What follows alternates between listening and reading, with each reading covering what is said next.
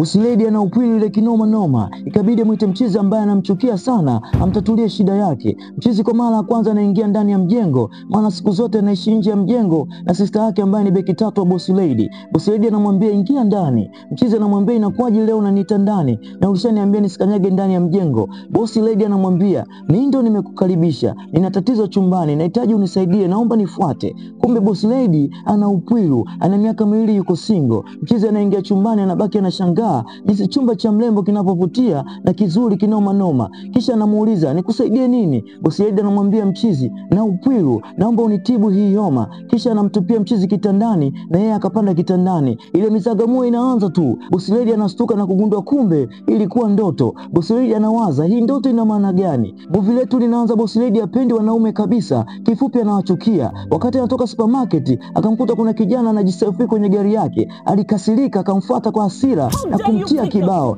Akamwambia unasubutu vipi kujiselfie kwenye gari yangu? Kijana akamwambia panic, nimekuelewa. Boss Lady akuelewa kabisa, akamchamba sana mshikaji. Kijana akamwambia si ungenieleza kuna haja gani ya kunipiga kibao? Boss Lady akamwambia nadhani utakuwa na bangi kichwani. Kisha akaondoka zake. Siku yuko chumbani gorofani, anasikia sauti ya mwanaume kwa chini anaongea na simu. Ikabidi amchungulie, kisha akashuka chini na kumkuta anaongea na simu. Akamuuliza wewe ni nani? Unafanya nini kwenye nyumba yangu? Na ni nani kakukaribisha ndani? Mchizi akamwambia naitwa Kesi, nimekaribishwa na dada yangu Tega ambaye ni beki tatu wa Boss Lady. Boss Lady akawaka, kisha akamuita Tega na kumwambia sitaki kumkaribisha mtu yoyote kwenye nyumba yangu bila ruhusa yangu, na kumwambia naomba atoke sasa hivi. Mchizi ikabidi achukue begi lake na kutoka nje kutafuta loji maeneo ya karibu. Kesho yake mchizi akampigia simu dada yake Tega na kumwambia amepata kazi. Dada yake akafurahi sana. Mchizi akamwambia dada yake shida ni pakuishi hapa mjini, vyuma bei gari sana, sijui nafanyaje. Dada yake akamwambia usijali nitakusaidia. Kesho yake Tega akamkaribisha kaka yake kwa Boss Lady ili amsaidie kaka yake mahali pa kuishi. Boss Lady akamuuliza ni muda gani utakaa kwenye nyumba yangu?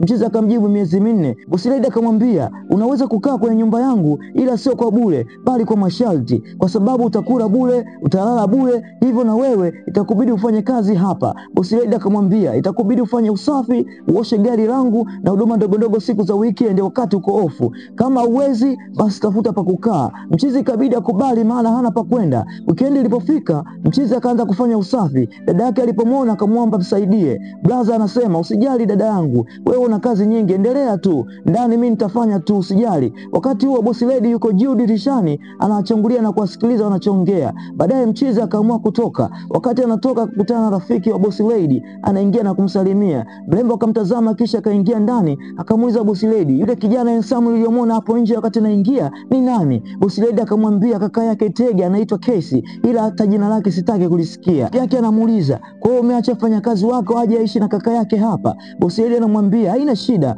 Tega nimeishi naye muda mrefu hapa, hajawahi kuniibia chochote. Kama unadhani kutatokea tatizo lolote wala usijali. Kesho yake usiku mchizi anatoka kazini akiwa amechelewa, anaingia na shtuka kumkuta Boss Lady akimsubiri mlangoni. Mchizi akamsalimia good evening. Boss Lady akamuuliza ni saa ngapi kwenye saa yako ya mkononi? Mchizi akaangalia na kumwambia inakaribia saa 3 usiku. Boss Lady wow, kwa hiyo unafanya kazi mpaka saa 3 usiku? Kwa hiyo umeamua kuja umechelewa kwenye nyumba yangu ambayo ulipi chochote? Okay, nishajua nini malengo yako. Wewe usiyekuwa na pakuishi, unaleta vitu vyako usiku ili uamie kabisa hapa.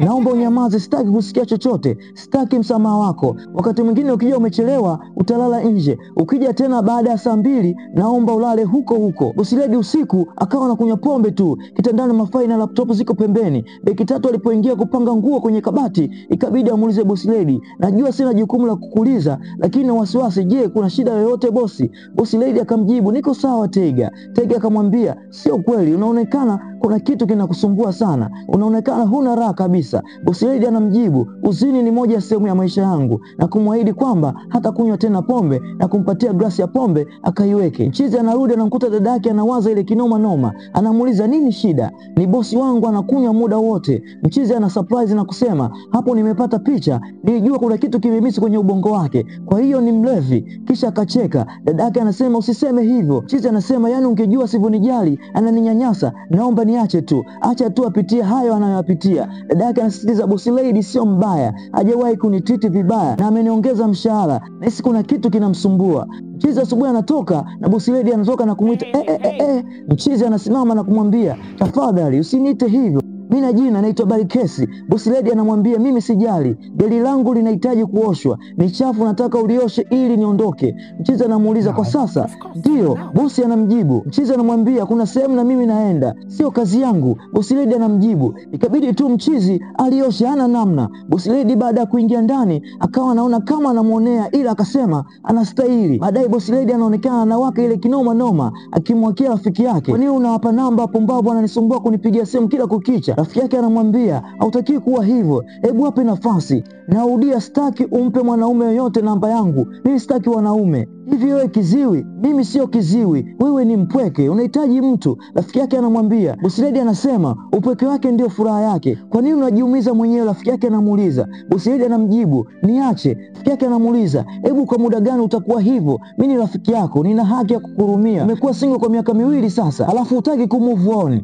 huna hata mtoto, hii ndio nafasi. Boss lady anamuuliza vipi kuhusu wewe? Kila siku unabadilisha mahusiano na bado hujaolewa, unanishauri vipi mimi? Rafiki yake anamwambia sikiliza, mimi nitajaribu na kujaribu mpaka nipate mwanaume sahihi. Boss lady anamwambia mimi sijali Oge, na ninakuonya siku nyingine ukimpatia namba yangu mpuzi yoyote utanijua mimi ni nani. Jumapili mchizi na dada yake wanaelekea kanisani, wakati boss lady yuko juu ya gorofa akiwatazama. Tega akamsalimia na kumwambia tunaenda kanisani, na kumwambia nimeandaa kila kitu unachokihitaji. Huku mchizi kauchubua, akatokea mlinzi anamsalimia boss lady. Boss lady yuko busy akimtazama mchizi na dada yake wanavyoelekea kanisani na kutoa bonge la fyonyo. Siku ilipofika, boss lady akamuita mchizi kwenye mjengo na kumwambia ingia, nikusaidiaje? Mchizi akauliza nifuate. Boss lady akamwambia. Mchizi anamwambia uliniambia nisikanyage kwako, kwani kuna nini leo? Boss lady anamwambia mimi ndio nimekuita, hivyo nifuate. Boss lady anamwambia kuna kitu peke yangu siwezi kufanya, hivyo nimekuita wewe unisaidie tatizo langu. Wakazama mpaka chumbani. Mchizi anashangaa chumba kilivyo vizuri na chenye mvuto. Anamuuliza boss lady nikusaidie nini? Boss lady anamwambia hisia zimenizidi sana, kuzitoa hakuna, naomba unisaidie kuzitoa, huku akimshika kimahaba mchizi, kisha anamtupia kitandani na yeye akaamua kupanda kitandani kwa mahaba. Ile mizagamuo inaanza tu. Boss lady anastuka na kugundua kumbe ni ndoto. Na usikose kufuatilia sehemu ya pili na ya mwisho ya movie hii la Twisted Feeling kutoka nchini Nigeria. Ila usisahau subscribe, kulike na comment channel yetu ya African Freaks ili uwe wa kwanza pale tunapotupia tu mzigo wa pili.